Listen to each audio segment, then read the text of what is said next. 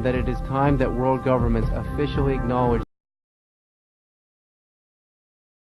Algeria, just because they have to come up with something to explain it. They just can't acknowledge that they've got a real problem explaining this thing. All right, now here we have the front view x-ray. You saw the side view x-ray, and these are the eye sockets, and this is the frontal sinuses of a typical human. This is where they are and what they look like. And as you see in the Starchild eye sockets, there's not even a vestige of a frontal sinus. Now, that's extremely unusual. What do you think your sinuses are for? You think they're for something to do with cleaning the air that you breathe, or in some way protecting you from bacteria or germs or something like that? Not true. Not true at all. What your sinuses do is they allow you to talk, to resonate the way I am speaking to you now. It gives your voice resonance. Because if I had no sinuses at all, my voice would sound something like this. I would sound more like a robot or something like that. because there would be no resonance. Now, are you seeing a pattern here? Think about it a minute. You've got no resonance to speak. You've got a very small mouth, very small tongue, very small neck, very big brain. What does that suggest? Communication by telepathy.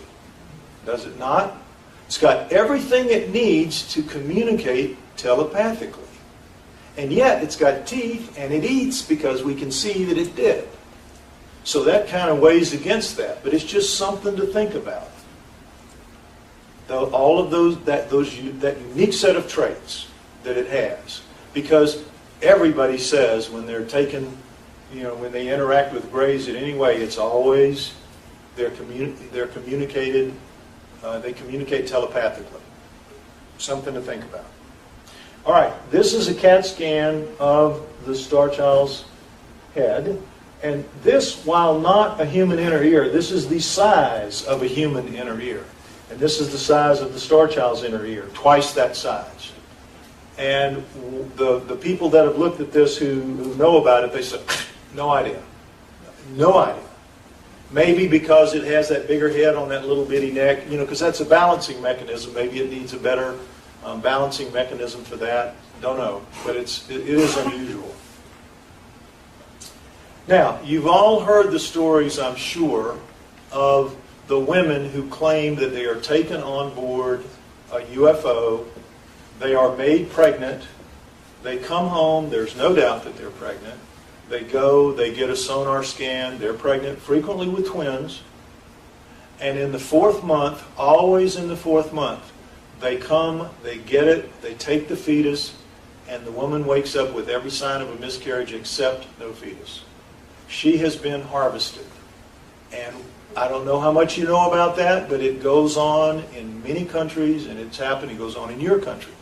And it happens on a regular basis. Women don't like to talk about it. Men like to talk about it even less. But it happens to men as well, because they take sperm from men. They take eggs from women. They make them pregnant. So, a woman named Josie Galante, in Taos, New Mexico, this happened to her in 1990. She was harvested in 1990. And always, always, they will come back and get you when your hybrid child is somewhere between the age of 5 or 6 or 7 or 8, and there are even reports of them getting them at 10 and 12. But generally, it's when they're younger. So she was taken on board in 1995 to see her 5-year-old hybrid son. And she was told to spend time with it, play with it, get to know it, which she did. And she came to believe that it was her child, as they always do. Now understand, these women and these men, when these experiences are over, the aliens do what's called, they put a memory screen or a memory block on them. If you don't know about this, it makes you where you can't remember the experience at all or very clearly. You'll maybe have bad dreams, or you'll have nightmares, or you'll have visions, but you're not sure it actually happened. But all of us are different. And so some people come through that experience with a much clearer vision of it, maybe halfway. They're pretty sure it happened, but they're kind of shady on some of the details. And others come through it with really, really good memories of it, like they didn't even put a screen on, like they might have forgot or something. They can just remember with astonishing clarity every little detail. That happens too. So Josie was one of those people who had a really good memory of it. And so she was an artist, and she drew the son that she saw. And this is the frontal view of him. And this is just showing that these experiences of these women are so common that they are a stereotype now, and it's shown in films. And this little boy was just in a movie. They bulked his head up, and they gave him that scraggly blonde or scraggly dirty looking hair that all the women described, that the kids look bad, and their hair is so thin and unkempt, and it's clear that they're hybrid something. Their eyes are a little different. These kids, of course, they couldn't do much for his eyes, but you get the idea. I'm not just making this up. It is a common thing that goes on out there, whether you're aware of it or not. Now, this is putting the profile shot, putting the skull up against it. Now, it's pretty remarkable that she did this in 95, and the Starchild didn't come out to public view till 99. Now, the ear is a little higher than it should be, so there's a couple things wrong with it. She's got a brow ridge and nose and all, but still, she got the neck pretty much right, and it just, has a good look to it. Now, another guy contacted me, and he said, in 78, the story about the lawyer? And I said, no, a lawyer had been taken on board, and he had a good memory of it as well. So he paid to have a sculptor work until he got what he believed were the graves that took him. And these eyes are pretty good, because remember we talked about the Starchild. It would need, the eyes are going to be down here. They're going to need a pretty big eyelid to cover over, and sure enough, and he's got it up until the cheekbones. The cheekbones are too big, but still, this looks about right for what you would be looking for, except the neck is too big, but the ear's in the right place. No crease in the top, but still, there are things wrong in each and some things right, but it's an interesting blend. 95, 78, 99. What are the odds?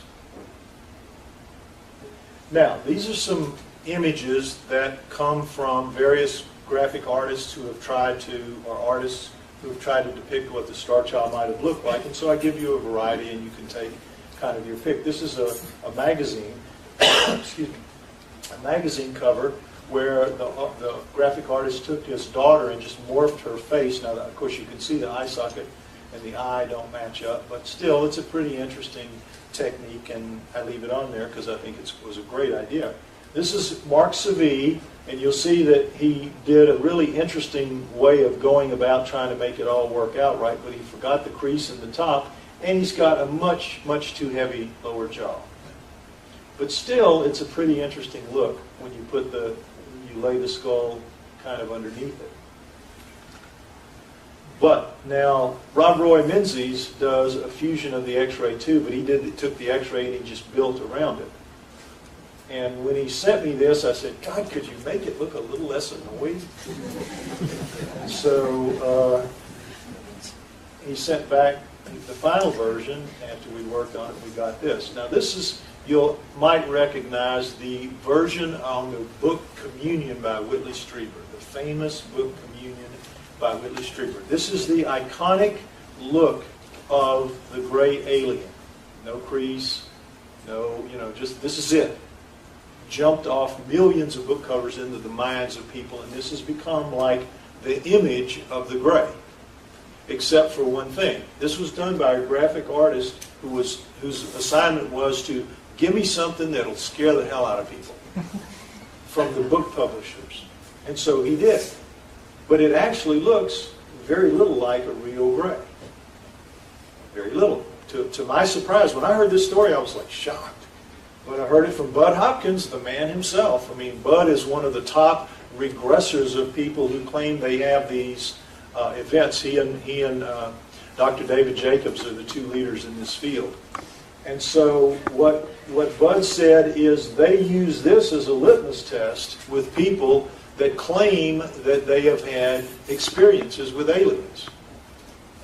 they know that most people think that that's the way they're supposed to look. So they'll put that image of that in front of them and say, is this what you saw? And if they say, yeah, look just like that, they know pretty quick that this is not somebody to take seriously. But if they put that image and they say, is this what you saw? And if they say, no, that really, they know that's supposed to be what they're supposed to say, but if they've got the courage to sit there and say, no, that isn't what I saw, then they know they're dealing with probably somebody who's telling the truth, because the truth of it is, this is much more. When Bud saw this, he said, oh, well, that's what they're supposed to look like. And this is before I knew that. So anyway, pretty interesting. Now, people always ask, well, have you ever had a forensic model done, a clay model, And finally, the History Channel, one of the television channels in the States, paid the money to have, I don't have the money to do anything hardly. It's amazing I've gotten done as much as I have, but I certainly didn't ever have the money for that. But they did, to be part of a television show that featured the Starchild. So this is what he came up with, and if you look at the thing that Rob Roy came up with a few years before, you see a lot of synchronicity, except for his neck is too big and the eyes look very human. And when I saw it, I tried, argued with him a little bit, and I said, Bill, you can't have human eyes in those eye sockets. He says, yeah, I know. When I tried to put the human eyes in, they stuck out like frog eyes. And I said, well, didn't that tell you something? He said, yeah, it told me I had to cut them in half to make them fit. And the same thing with the neck. He said, well, I only have human templates to go with, and I couldn't see that little bitty neck. But you can look, you can just see the muscles going out beyond where they really should go. This is what they really, it's more like that. But anyway, all that said, this is pretty cool. This is really pretty cool. And if you watch how he did it, it really is cool. And you'll see those neck muscles go on, and he'll expand them out.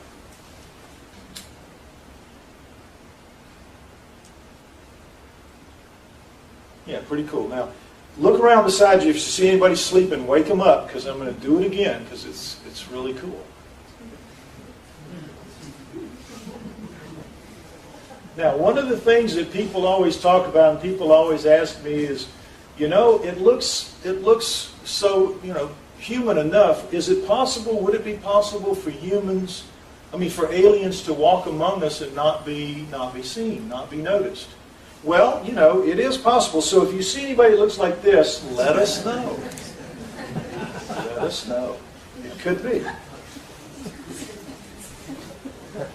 Okay, getting serious again. Two things in the Starchild skull are not found in any other creature on Earth. It has unknown fibers that are embedded in the matrix of its bone, and it has unknown red residue is in its cancellous holes. Now I'm going to explain that, but keep in mind, not found in any other species on Earth. All right? Now this is the cuts in the skulls for the DNA testing. We'll talk about that later. But the Starchild on the left, human on the right, just to again show you the difference in the thickness of the bone. And yet the Starchild is much harder. It's very dramatic, as you can see. So what we're going to be talking about is what got cut out of here and put under a scanning electron microscope. And when it was, they saw this and they said, well, what the heck are those? They are fibers buried in the matrix of the bone, pulled out by a Dremel blade. A Dremel blade is a blade, a high-speed blade used to cut bone out, and it would cut your finger off like it wasn't there. Probably cut your arm off. Dremel blade. They are bad news, and yet these fibers resisted the blade. Not entirely, but some of them did. Plenty of them. And when you look at this knot here, this is really amazing because you can see there are different kinds of these fibers. Now, first thought is, well, maybe there's something that grew on it, like molds or fungus or, bacteria, something. But you take it to a mycologist, as we did, took it actually to a group of them. They said, no, we've never seen anything like that. That you can see that's coming out of the matrix of the bone itself. You can see this one got caught in this one, which is a different kind, and sort of this wrapped up, but you see it tracks right through here and comes on up. and you can see kind of damage to it from the blade. These are hairs coming out of here, yet a different kind.